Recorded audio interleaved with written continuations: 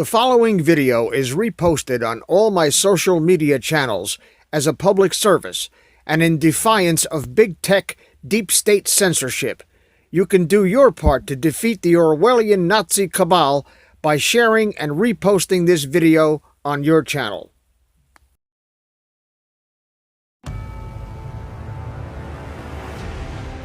It's our purpose to bring to bear the principle of common sense and rational discussion to the issues of our day. America was created at a time of great turmoil, tremendous disagreements, anger, hatred. There was a book written in 1776 that guided much of the discipline of thinking that brought us to the discovery of our freedoms, of our God-given freedoms. It was Thomas Paine's Common Sense, written in 1776, one of the first American bestsellers, in which Thomas Paine explained by rational principles the reason why these small colonies felt the necessity to separate from the powerful Kingdom of England and the King of England. He explained their inherent desire for liberty, freedom, freedom of religion, freedom of speech, and he explained it in ways that were understandable to the people, to all of the people. A great deal of the reason for America's constant ability to self-improve is because we are able to reason, we're able to talk to each other, we're able to listen to each other, and we're able to analyze. We are able to apply our God-given common sense. So let's do it.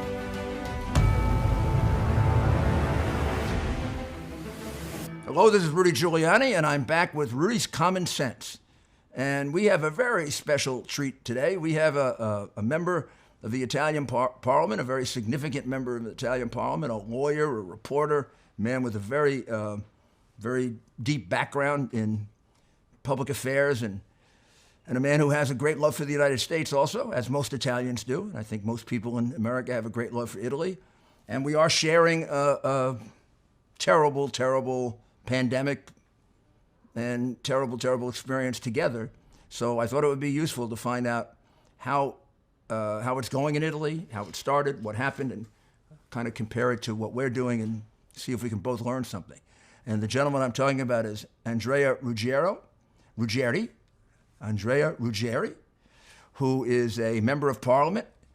Also, he's a lawyer, and he's been at times a television reporter. So he'll be quite comfortable, as you can see Andrea now, quite comfortable, during this interview. And I notice, Andrea, before we start, that bridge is not in Rome that you have behind you. That bridge behind you, I don't think connects the two parts of Rome. That's not over the Tiber, right? First of all, thank you, Mr. Mayor, for your presentation. I feel a lot of emotion, so I'm sorry for my American. It could be not the best one. But the bridge you can see behind me is the most famous bridge all over the world, is the Brooklyn Bridge. So your city, that for me is the city, is New York City, is a place of my heart. Thank you for the presentation, because I've been a lawyer, as you told before. I've turned in TV journalism after a few years. Now I'm a member elected of the Italian Parliament. And now I'm seeing from here, from Rome, the bad times we're living together. So would you tell, just so we understand, you're pretty much in the same situation that we're in. You've been in a lockdown in Italy for some time now, right? Actually, now Italy is yet under lockdown, because we had the first cases of this Chinese virus in late February. Then the government decided to close all Italy on 8 March. Now we are ending our lockdown. We will return free at the 18th of May, so in the next 2 weeks. Well, the greatest mistake we have done here in Italy, unfortunately, has been to announce the closure of a region. I'm talking about Milan area and surroundings. That is the most infected one we have. But allowing many people to escape from Milan and surroundings by airplane, by train, they were directed to the south of Italy. So the government got scared about it because they got scared that the infection could have come from the north to the south of Italy. But outbreak has never exploded in the south of Italy. So now we are suffering a great and dangerous paradox. The center and south of Italy, they have no any pandemic, but they risk to fail. So that's the problem we have now. So let's just so our listeners understand it, viewers understand it. It's a very, very strange situation. Almost all of the cases are in northern Italy. In fact, disproportionate number in Lombardy. Lombardy, Piedmont, Emilia-Romagna, and Veneto seem to have the vast majority of cases. For all the persons who doesn't know Italy, we'll have a map up. We'll put a map up, and we'll show them that it basically, 70-80% of the cases are in the north of Italy, above Florence, in essence, and up to the border, and right up to the border. We have so we can see the map, and then in the north of Italy, Milan area and surroundings, we have a problem there. We have a small problem in Turin, in the Turin area. Mm-hmm. We don't have any problem now in the Venice area. But Venice at one time had a large... One time, at the beginning of this pandemic, it has been a problem, but we have solved it there.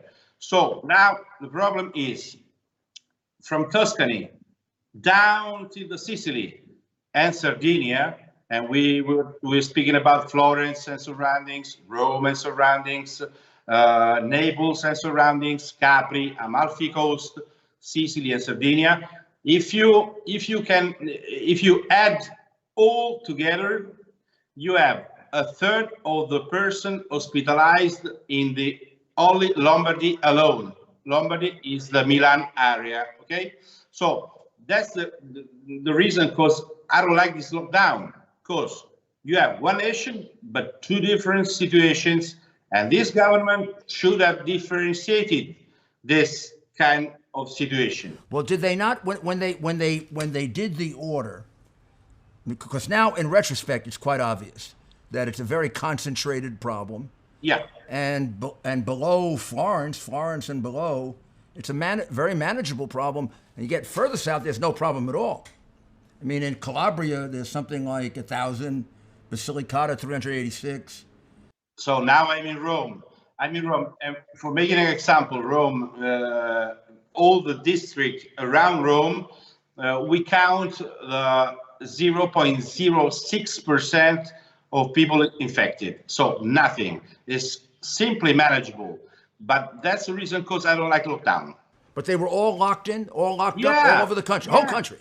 All Italy.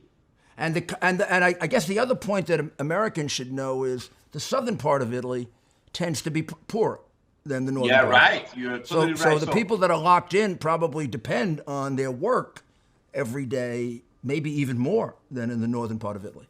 That's the reason, because we are facing to a social drama, an enormous one. Because when we speak about central and south of Italy, we speak about tourism.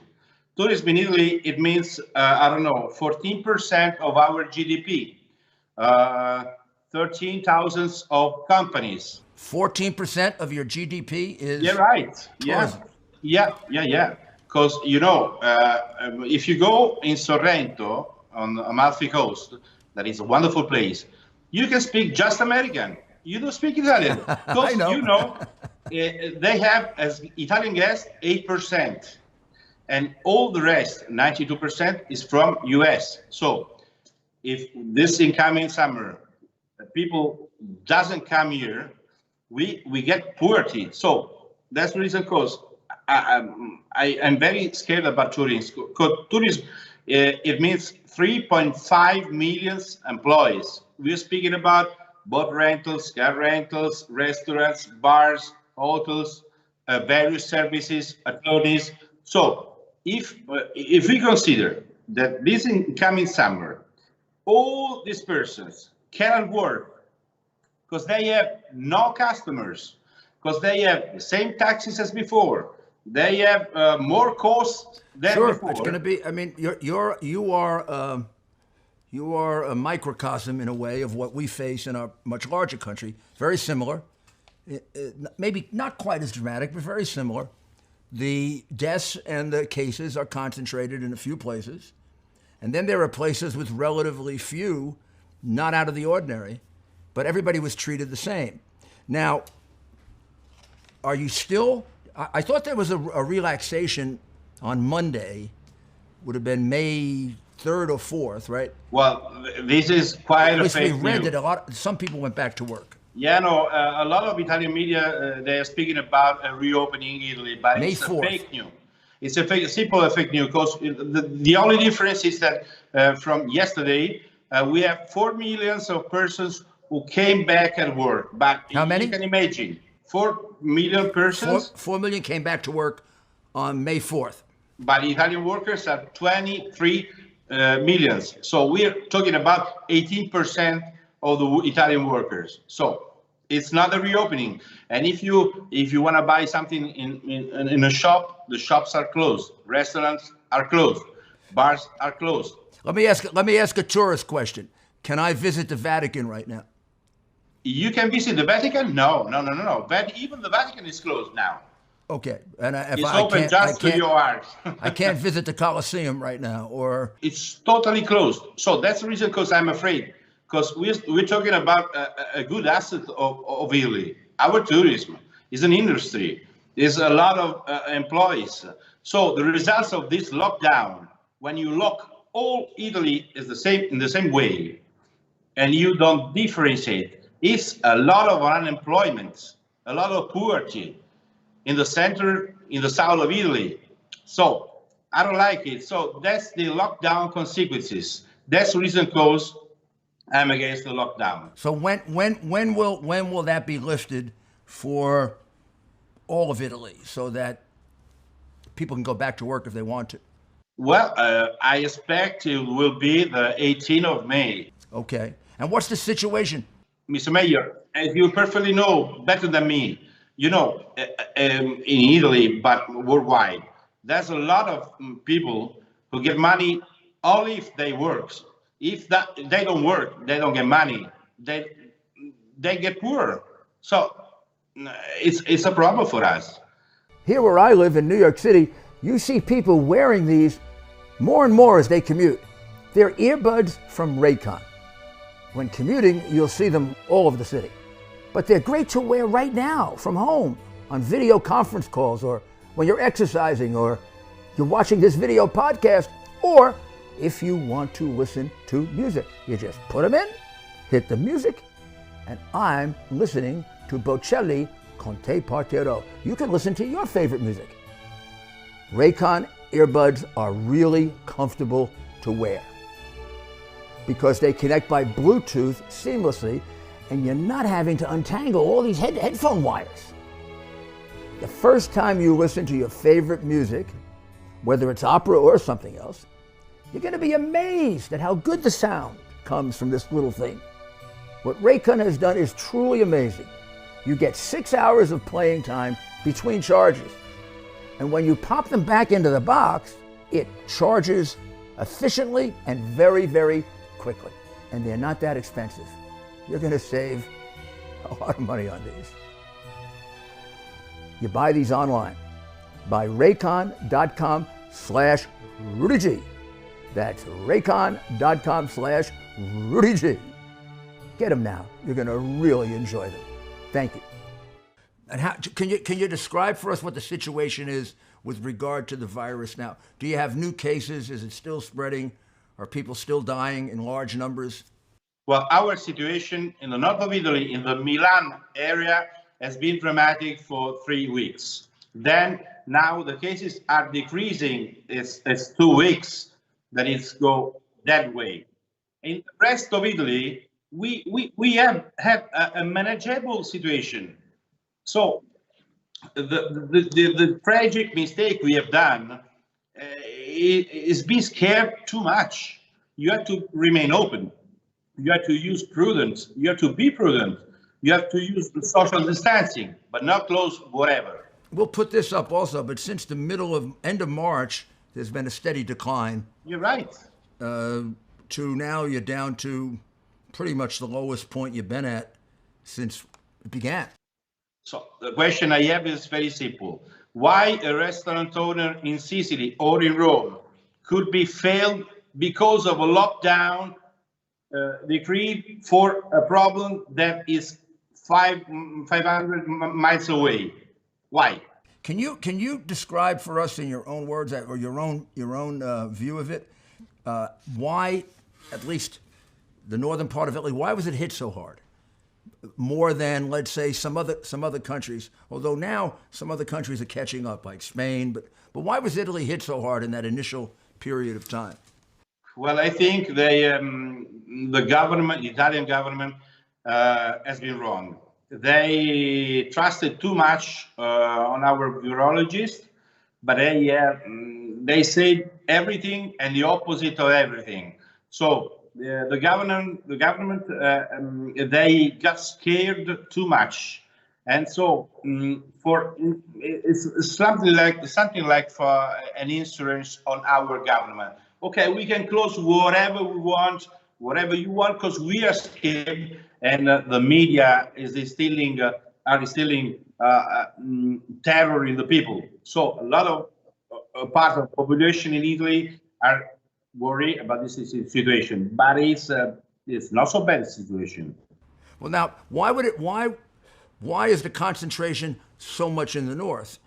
Was there a lot of interchange with China in the north and not as much in the central part in the south? Well, in my opinion, it's because we're talking about the Milan area and surroundings. We have a lot of companies who continuously goes and coming back from China. So Milan, China, Milan, German.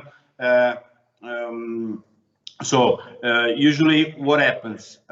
They go to China, they work there, they come back Italy, they go around this area we are talking about, so Lombardy, they go in German, they make business, they come back in Italy. So that's the reason, cause it's concentrated in that zone. But I repeat, Lombardy is just 10% of Italy. So what's the message you send if you lock down all Italy as Lombardy? Well, the message you send is that all of Italy is dangerous. And the fact is the danger is concentrated in 4 closely contiguous regions, and mostly Lombardy. That's the unfortunate part of it. Now, are you comfortable with the source of the virus as to where it comes from? Well, my opinion is clear. This is responsibility of China. So China is totally responsible for this virus outbreak. This is a Chinese virus. They have hidden a lot of things.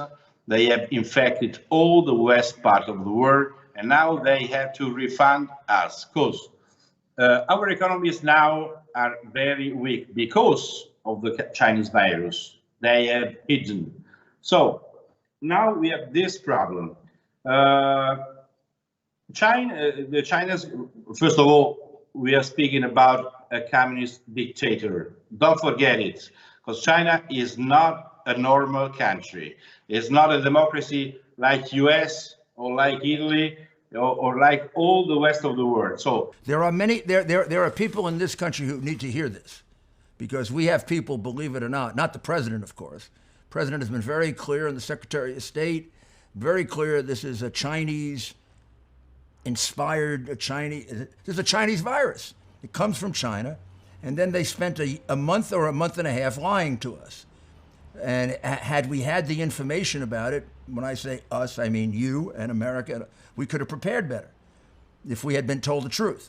But the damage is just at the beginning, because we easily comprehend that if our economies are weak now because of that virus, the Chinese virus, we have this problem. China want to buy our companies, our communications, our infrastructures. They want to buy whatever they want, because now we are weak. They are strong. So they want to take advantage from this situation, but it's their fault. So, in my opinion, we have to, for example, Mr. President Trump is right. We have in Italy Mr. Berlusconi, the former Italian Prime Minister. He's been saying for 2 years, China is danger number one for all the West of the world. China Mr. is, Macron I'm sorry, and Madame China Merkel. is, say that again, please. China is Yeah, China is the danger number one. For danger us. number one. Yeah, Berlusconi has been saying this concept for 2 years ago. So the problem is Mr. Merkel, Madame Merkel and Mr. Macron, they are changing their approach on this problem, and I approve it.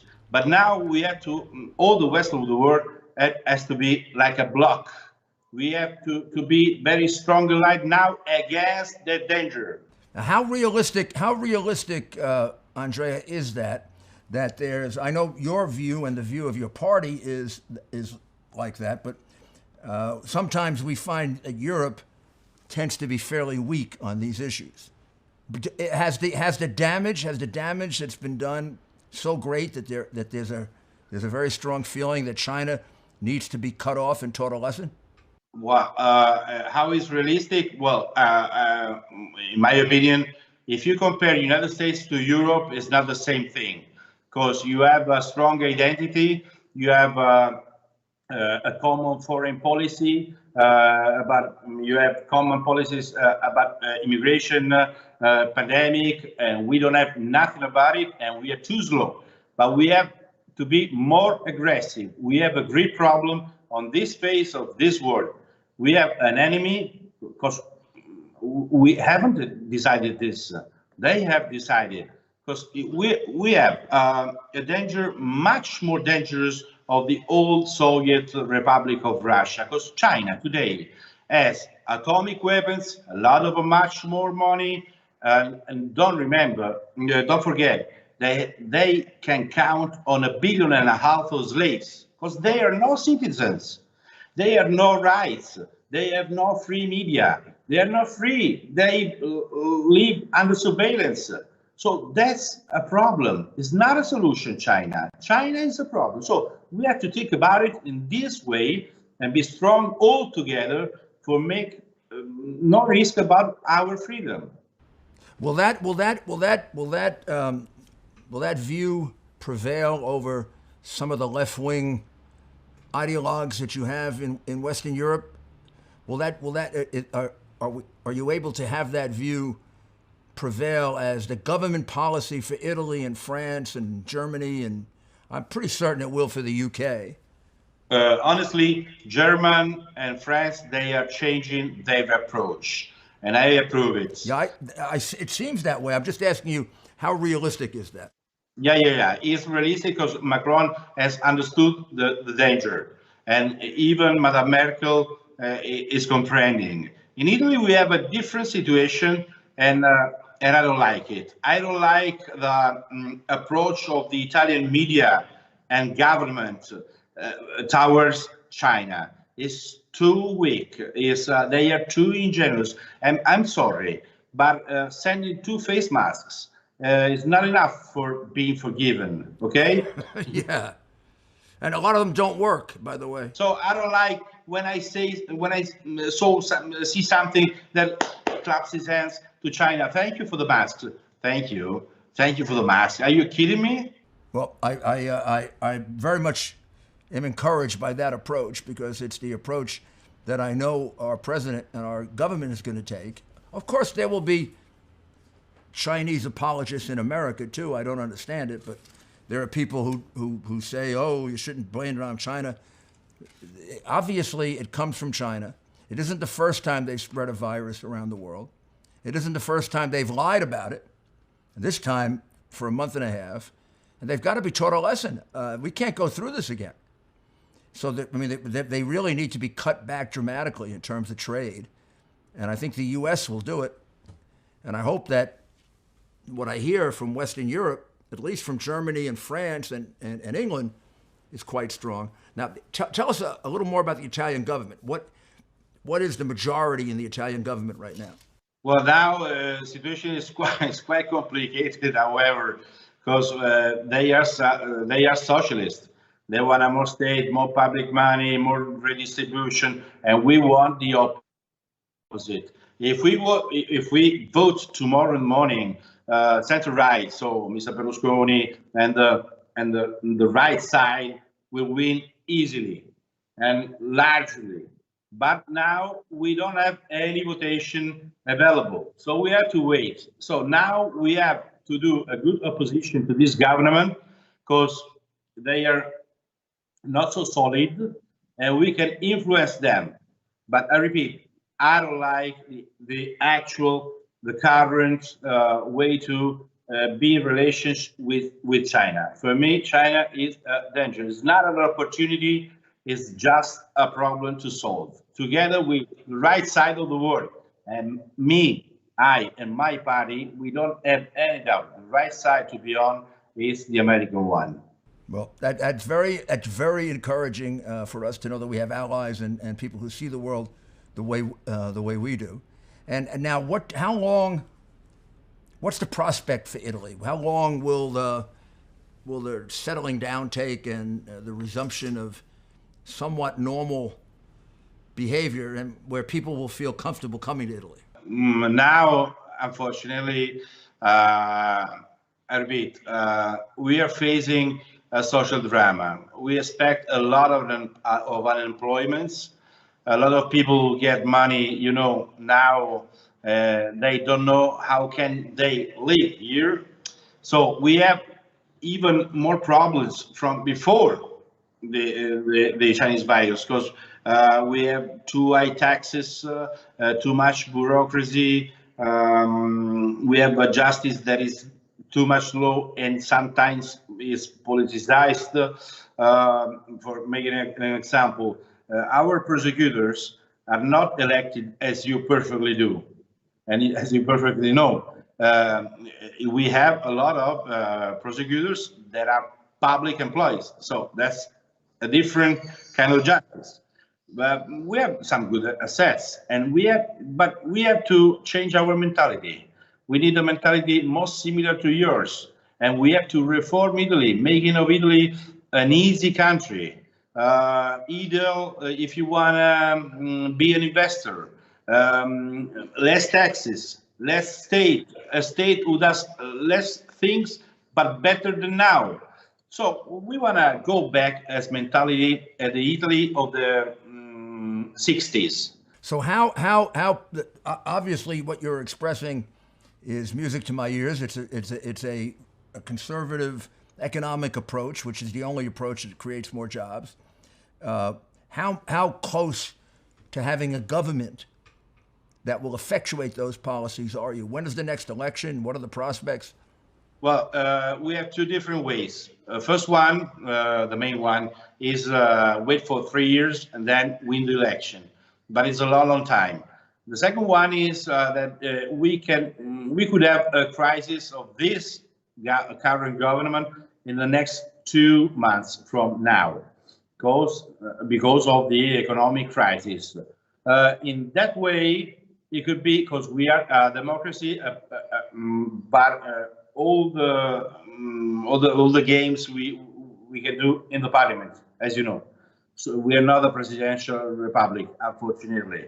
So the second way is that my party, which is the North League, they share the responsibility with a part of the left side, and they make a government together. But it's an involving situation. We have to expect 2 months more. 2 months? 2 months more, because maybe this current government could be on crisis in the next 2 months. And you feel comfortable that there could be a change that effectuates policies that would be more sensible fiscal policies? And well, if you ask me if I like this way, I answer the obvious. I prefer the election way. Right. But if you had to wait 3 more years, maybe you have to change your strategy. So if you have the opportunity, the chance to have a new government instead of this one current, maybe we have to get it. Well, since we have you in Italy, I'm going to conclude by asking something. Americans, get very differing opinions of how our president is viewed overseas. The liberal press likes to make it seem as if everybody dislikes him, and when I go to Europe, I'm often told how people there admire him for being such a good leader. So, how would you describe the feelings that people in, let's start with Italy and then Europe, have about Donald Trump? Well, Donald Trump is for us is a great idol because he speaks very clear. You don't have any doubt after that you have heard him. I often watch the American TV on Fox Channel, and every night I saw Donald Trump in his wonderful press conferences. Well, Donald Trump I like so much because he takes his mentality as businessman and politics, and that's the right way now. Now, for me, it's very similar to Silvio Berlusconi. They mind as entrepreneur. So what's wrong? That's my idea. That's the way we can do for making better. And they are really clear. You know what you buy. You don't have any doubt. Right. Yeah, there's no doubt about it. He's very outspoken. He puts his views out there. Sometimes it offends people. Yeah. But you know what he stands for. Well, strong character. If I have to say something, I say directly. Everyone can comprehend what I say. That's real and modern politics. Who should we be looking for in the next election in Italy? You want to tell us who the possible candidates are? Well, I don't know. It's too far. Too far in advance? All right. Well, we'll keep in touch. Yeah. Thank you so much. I hope that there's enough of a recovery so that Italy can have a good summer season, and we can get people back to not being afraid to go to Italy. I'll do my best to convince people of that. And I'm going to try to get to Italy this summer. That's right. So I want to say this to the American people. If you want to come here for vacation, you can do it safely because we don't have any problem in the center and the south of Italy. And in the next few months, even in the north of Italy. So don't be afraid and come here if you want. But for the rest, I hope for the best and I prepare for the worst. So you have, like us, you've been in the apartment for 6 weeks. Your family is in a suburb, right? I'm separated by my family because I want to go in the parliament for working. And they are afraid to be contagious. So we are separated for eight weeks. So you're suffering the same problems that we are. So we should feel we're going through the same things, Andrea. And it really has been a pleasure talking to you. Let me tell you, your English is a lot better than my Italian, and you were very, very well understood. And I think a lot of Americans will agree with your point of view. And I think all Americans would say to Italy that we wish you the best. I mean, I think every American has very, very good feelings about Italy. We know you're a good friend, and we know you're a good country. I thank you so much, as you couldn't believe it, because for me it's a great honor to speak with you. And then it's an honor even to speak to American people because I love them. I remember, I will never forget the enormous sacrifice that a lot of young guys from America has done at the end of the Second World War. They came here for fighting against Nazism, for free us. It's wonderful for you to remember that, Andrea. Americans will find that very, very comforting, that you remember that some of them didn't have fathers or grandfathers because of that. Well, when you go near Rome, there's an ancient World War cemetery. So if you look the age of these guys, they were so young. They expected their life normal. They gave us this chance instead of her. So I'm great as you couldn't believe it. And I remember that's a beautiful sentiment. Well, thank you. Thank you very much, Andrea. We'll be in touch with you, and we'll keep checking in to see how Italy is doing. Thank you so much. And to see how that works out on May 18th, whether you get the whole thing open. I wish you luck. I hope to come very early in New York City and meet you by person. It has been a great pleasure and a As greatest soon as honor. one place or the other is open, we'll meet, okay? Okay, thank you so much. Thank you, Andrea. Thank you again. Well, I think that was a very informative interview about a country going through a very similar situation to what we're going through, particularly the northern part of Italy and New York would have very similar experiences. And Andrea, I think, expresses the view of many, many Italians. I know one of the things pretty universal in Italy is a great love of America. And I think that is mutual here in the United States. So I really thank Andrea for his very, very good comments. And we'll take a break and we'll be back. Thank you.